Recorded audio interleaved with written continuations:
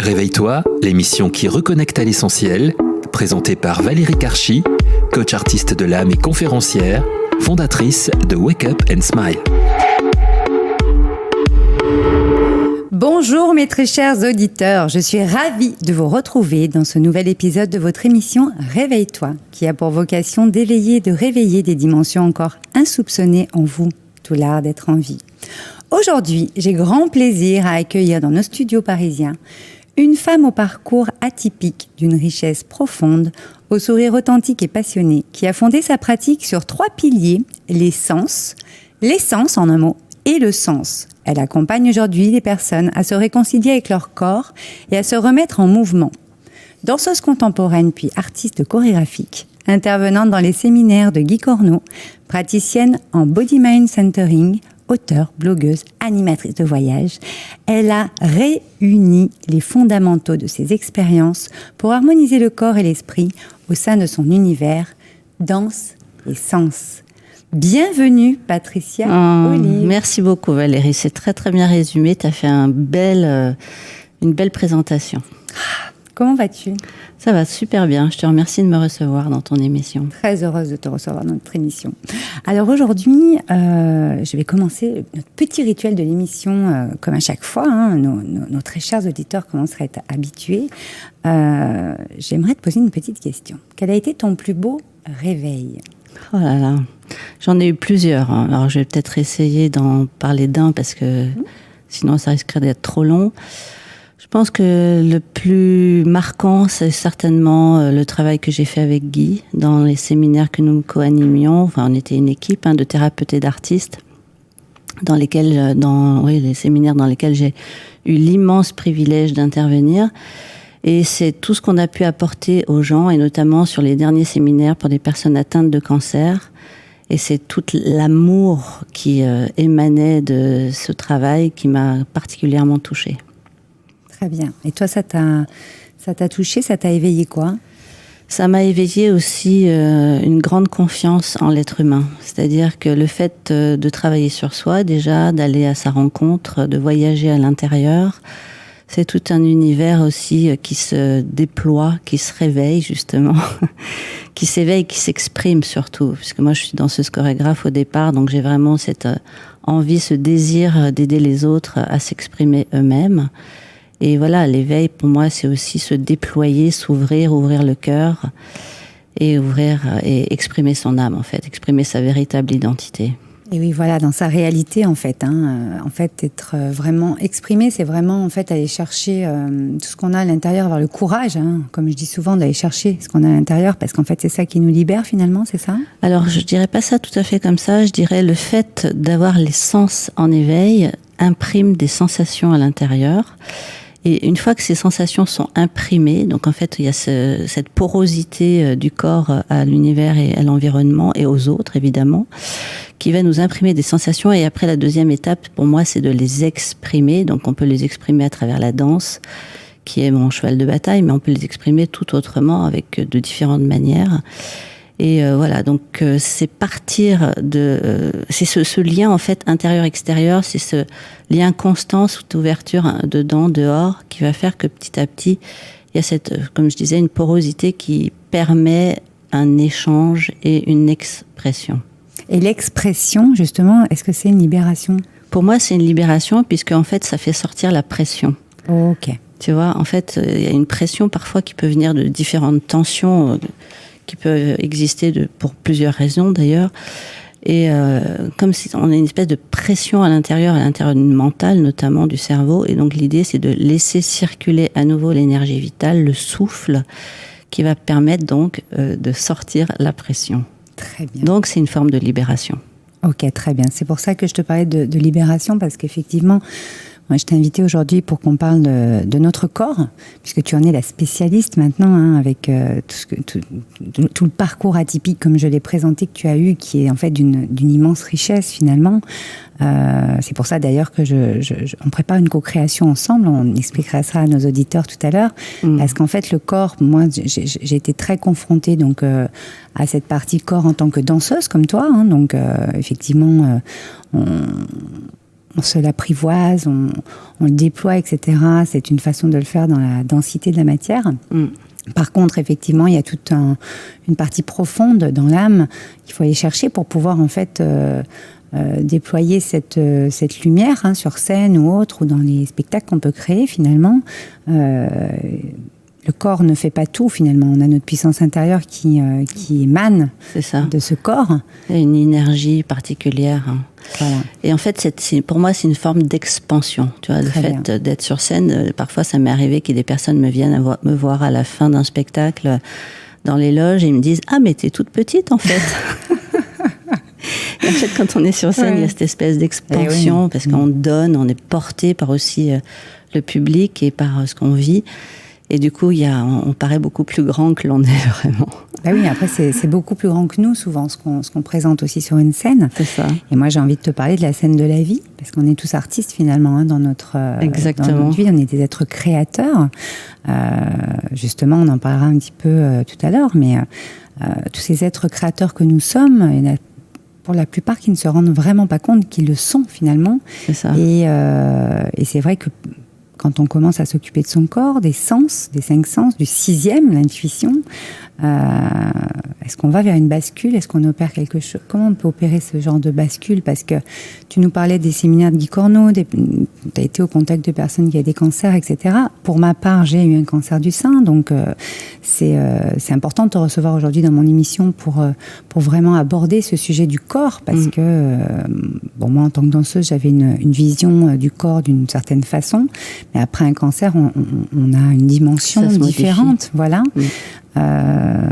Et c'est vrai que moi, dans mon message que je transmets au sein de mon mouvement Wake Up and Smile, c'est vrai que c'est important de faire attention, de prêter attention, d'être présent aux signaux que notre corps nous envoie au travers de nos 5 sens, de nos émotions, etc. Et puis arriver à transformer ça pour avoir un bien-être derrière. Et puis pouvoir se réinventer, puisque nous sommes des êtres créateurs, on se réinvente constamment finalement. Carrément, et en fait c'est un peu à l'image des saisons, tu vois, qui se passent dans la nature. Moi je suis beaucoup en lien avec la nature, j'habite dans la nature, c'est un vrai choix. Et les saisons, ce sont des cycles, c'est des cycles de vie qui sont à l'écho des étapes de notre vie, des petites vies, mort-vie, comme en parle Clarissa Pinkola Estés. Et en fait, moi, je peux te partager que, en tant qu'ex-danseuse, tant que j'étais sur scène, que j'étais portée par la créativité, par la création, j'ai aussi parfois perdu de vue mon corps. Tu sais, c'est pas toujours les cordonniers sont les plus mal chaussés, souvent. Et jusqu'à ce que j'ai une rupture de 2 tendons d'une épaule qui m'a clouée pendant 1 mois.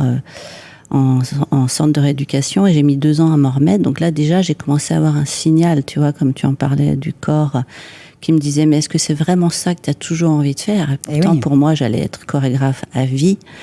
Et puis la vie, justement, m'a emmené à changer, à modifier ma façon d'être au monde pour accompagner les êtres à eux-mêmes se réconcilier, habiter, vivre leur corps de façon à être présents à eux-mêmes. Et pour moi, déjà, la porte d'entrée, évidemment, pour moi, c'est le corps, pour l'unir à l'esprit, comme on en a parlé. Je voudrais juste partager une chose qui m'est arrivée aussi par rapport à ce que tu disais. C'est la mort de ma mère, qui est morte d'une sclérose latérale amyotrophique, qui s'appelle aussi la maladie de Charcot. Et en fait, de vivre cet événement avec ma mère, ça a été très, très fort, puissant, très touchant, puisqu'en fait, ma mère, au bout d'un certain moment, elle n'a plus pu parler. Parce qu'en fait, c'est une maladie dégénérative des nerfs qui ne peuvent plus commander les muscles. Et petit à petit, elle n'a plus pu parler, donc, puis après, elle n'a plus pu se nourrir.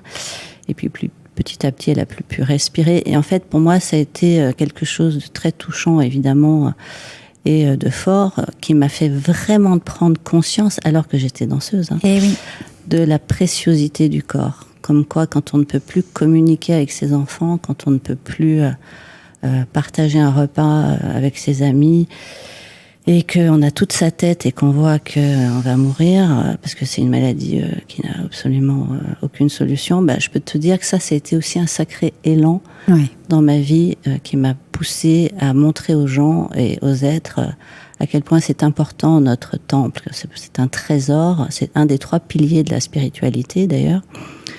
Et voilà, ça a été aussi ça qui a fait que j'ai décidé d'accompagner les autres. D'accord. Et de leur partager mon savoir-faire. Ben voilà, et puis tu as toute cette légitimité-là, hein, avec le parcours que tu as. Effectivement, c'est, en tout cas moi, c'est ce qui a retenu mon attention tout de suite quand j'ai découvert ton univers dans ces sens, parce qu'en fait, la préciosité du corps, effectivement, on est toujours en train de se dire que finalement, on a un petit peu mal au dos, on a mal à la nuque, on a mal ci, on a mal là. On ne prend pas forcément en considération et ça va de façon lancinante, moi je dis, prendre du terrain dans notre être.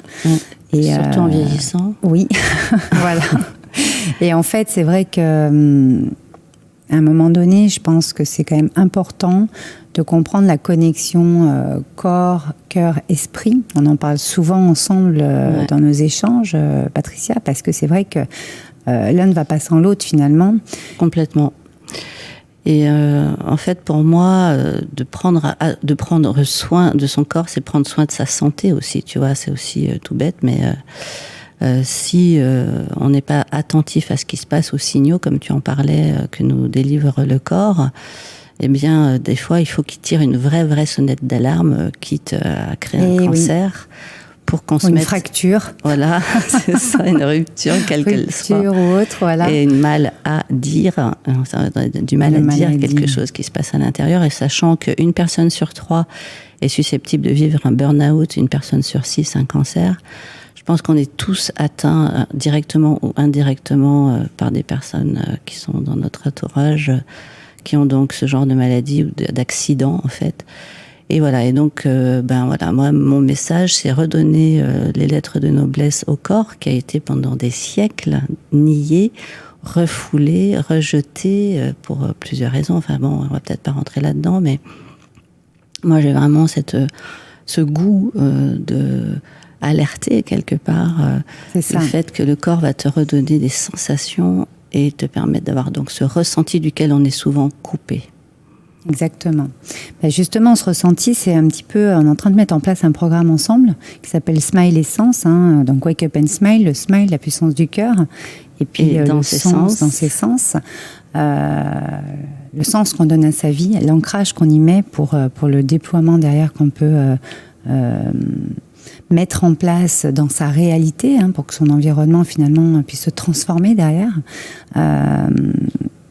C'est vrai que ce programme, ce qui nous lie finalement, c'est vraiment, comme tu dis, qu'on est beaucoup plus riche qu'on ne pense finalement. Que les signaux qu'on nous envoie sont de véritables alertes. Moi, j'en suis la preuve vivante. J'ai eu 2 burn-out, un divorce avant de déclencher un cancer. Et je ne parle pas toutes les douleurs sur mon corps, émotionnellement, etc. Et dans la psyché hein, également, dans les pensées, qu'il y a eu durant cette période. Et aujourd'hui, si j'anime cette émission, c'est vraiment pour aider les personnes à s'ouvrir, à s'éveiller, à se réveiller dans leur propre vie. Parce qu'on peut à tout moment se réinventer. Moi, j'y crois vraiment au pouvoir transformateur de nos histoires, à tout ça. À se relier à son essence créatrice aussi. Voilà, et c'est vrai que, alors j'en parlerai tout à l'heure, tu as un magnifique programme sur le corps. Tu donnes également, tu offres aussi un programme individuel. Donc le premier est en ligne, hein, le programme corps. Et puis collectif, ok. Et puis le programme individuel... D'essence et du sens. Voilà, celui-là que tu fais n'importe où, que ce soit à distance ou en présentiel, à donner quand même vie, voilà, dans nos 2 univers. Moi, Wake Up and Smile, on est vraiment sur la partie du smile, la puissance du cœur, comment on va se reconnecter au cœur dans notre vibration première. On a eu à cœur de vraiment mettre en exergue le fait qu'on est beaucoup plus riche qu'on ne le pense, que notre talent créatif est illimité, que nous voulons en fait inviter mes très chers auditeurs, par exemple, et votre entourage, à ne plus trahir vos rêves d'enfant finalement et à suivre vraiment la vibration première, c'est-à-dire qu'est-ce que vous avez envie, parce que quand on a envie, on est en vie. Quand on est en vie, tout est possible finalement. C'est ça. En fait, ça part de la pulsion du désir, hein, qui est donc la première pulsion de la rencontre du spermatozoïde et de l'ovule. Exactement. Hein, c'est en fait la quête. En fait, c'est vraiment gravir un Everest, hein, pour le premier petit sperme qui va finalement arriver traverser la membrane de l'ovule. Et c'est ce premier désir de vie, en fait, qui va créer la vie, qui va nous mettre en vie, comme tu dis, et qui va nous mettre en route, et qui va nous mettre debout aussi. Pour moi, c'est le mouvement, en tant que danseuse, évidemment, c'est la vie, c'est la respiration, c'est le souffle qui circule. On inspire, on meurt, on expire. C'est vraiment ce souffle qui va nous accompagner toute notre vie et qui va nous mettre en mouvement. Et donc, cette pulsion, en fait, parfois, elle rencontre des obstacles, elle rencontre plein de manifestations, d'événements qui se passent, des traumatismes qui font que ça nous ralentit parfois, ou parfois même ça nous bloque. Ça nous fait aussi des nœuds à l'intérieur. Et du coup, l'idée, avec le mouvement et avec le type de programme qu'on va proposer, c'est de remettre tout ça en mouvement, en route, en fait. De retrouver cette pulsion, c'est le vivant, C'est ça, cet élan, en fait. Voilà, l'élan créateur. Cet élan qui va nous faire nous exprimer, et non pas à travers le personnage que l'on s'est construit, mais à travers la véritable identité. Voilà, exactement. Exactement. Donc c'est vrai que ça, c'est aussi toute la partie de s'engager, de se responsabiliser finalement, parce qu'en fait, le message est important aussi à faire passer là-dessus. Il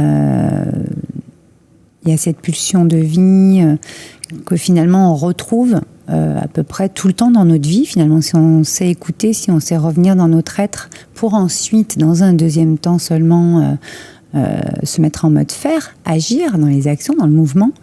Et je pense que voilà, il y a vraiment un cercle vertueux qui part de l'intérieur et qui va vers l'extérieur. C'est pas l'inverse. Ça, faut quand même le rappeler. Encore une fois, on le voit beaucoup passer, mais je crois qu'il y en a qui n'ont encore pas bien compris. Alors, moi, je dirais qu'il y a quand même les deux. Il y a aussi alors, c'est un cercle, attention, oui, c'est ça. Il y a les deux, c'est ça. J'ai pas dit l'inverse. Ouais. Et oui, alors en tout cas, ce qui est sûr, c'est que parfois on se perd de vue, donc comme on l'a déjà dit, et au point donc d'avoir parfois des ruptures. On va chercher en fait à l'extérieur les choses, c'est ça que je voulais dire. En fait, on cherche la validation à l'extérieur. Voilà, c'est pour ça que le cercle vertueux est d'abord intérieur. Qu'est-ce qu'on a envie, quelle est la pulsion à l'intérieur? Est-ce que ça vibre, est-ce que ça vibre pas? Finalement, hop, et puis on passe à l'extérieur, bien entendu, on est en relation constante avec les autres, mais souvent dans notre société, on va aller chercher la validation à l'extérieur d'abord, tu vois. C'est ça. On va d'abord prendre le job qui va faire plaisir à un tel ou parce qu'on est pris par le personnage, en fait. Voilà, c'est exactement. Ça la problématique. On est pris par le personnage et on joue un rôle, en fait. C'est comme si on jouait un rôle. On a le droit de jouer un rôle quand même, non? On a le droit aussi, on a le droit, mais l'essentiel, c'est d'en être conscient. Voilà, ok. Tu vois, parce que si on n'en est pas conscient, on perd quelque part une forme de maîtrise, on perd pied aussi, parce qu'on se perd soi-même. Ok. On se perd de vue et on perd le sens de ce qu'on vit, c'est ça aussi. C'est comme ça qu'on s'éteint finalement de façon lancinante, moi je dis. Ouais. Et ce que j'allais dire aussi, c'est que, je voulais dire ça, c'est que la pulsion, pour moi, c'est aussi rappelons-nous quand on est amoureux, quand on est tombé amoureux, il y a l'amour, c'est aussi cette pulsion du désir, c'est en lien vraiment avec cette énergie d'amour, bien sûr. Et d'ouverture du cœur. Et en fait, à partir du moment où on se reconnecte à ça, il y a quelque chose qui change complètement. Parce qu'en fait, moi je peux partager comme je l'ai vécu en tout cas, c'est que à partir du moment où j'ai vraiment reconnu l'amour qu'il y avait en moi, ça a complètement changé ma façon d'être au monde, avec les autres et avec moi-même évidemment. De me sentir mais tellement pleine d'amour, nourrie aussi par la toi-même source. Déjà pour après voilà. Et du coup j'ai eu nettement je dis pas que j'ai plus eu peur, parce que j'ai toujours peur sur certains plans, et la peur de toute manière est utile, mais par contre je me suis plus autant laissée embarquer par la peur, les angoisses ou la panique, tu vois. Il y a quelque chose qui s'est vraiment apaisé à l'intérieur, qui fait que je sais que quoi qu'il en soit, quoi qu'il arrive, il y a cet amour infini autour de moi, à l'intérieur de moi.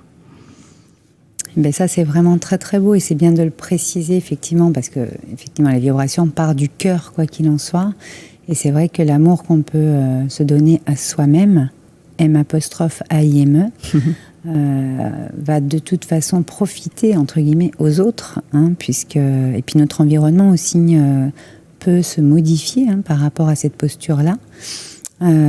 Très bien. C'est vrai que c'est très intéressant Patricia, ce que tu nous partages là. Juste par rapport à bien ça sûr. aussi, parce que tu vois, ça pourrait paraître un peu perché ou ouais, le truc spirituel ou machin. Pour moi, c'est... Pour moi, non, mais... Ouais, mais tu vois, ça pourrait... Je pense que justement, ce qui est vachement intéressant en retournant dans le corps, c'est que c'est très, très ancré. Voilà. C'est la matière, c'est qu'on s'incarne. Et si on s'est incarné sur cette terre à ce moment-là, ça a bien du sens, ça a une raison d'être.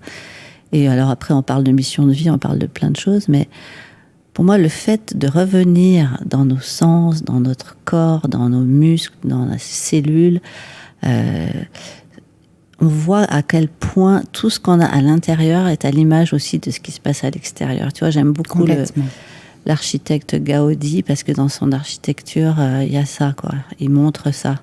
Il montre dans son architecture tout ce qui se passe dans les tissus, dans les spirales, dans la nature. En fait, c'est à l'image de ce qu'on trouve dans la nature. Ouais. En fait, tout on le est lien, la nature. C'est ça. Nous sommes la nature. Il y a le lien, complètement.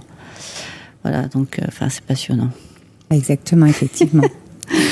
Alors, tu proposes ton programme corps en ligne. Je vais parler un petit peu de ton actualité aussi. On retrouve toutes les informations sur ton site danseessence.com, tout attaché. Il y a ton programme d'accompagnement individuel de 3 ou 6 mois également. Oui. Et puis bien sûr, tu as des stages, des retraites, des magnifiques voyages dans le désert et ailleurs, qu'on retrouve un petit peu en Grèce, un petit peu sur ton site, on a tout. Oui. Moi, j'avais envie de terminer l'émission par le mot de la fin, c'est-à-dire... je sais que tu es féru d'épanouissement personnel, là on l'a bien compris, que tu as créé une pratique qui met le corps au cœur. Ouais. C'est ce qui nous a reliés dans notre rencontre d'ailleurs, pour trouver le meilleur de soi et exprimer son essence créatrice. Donc c'est avec Danse et Sens que tu as mis tout ça en place il y a maintenant plusieurs années. Ouais.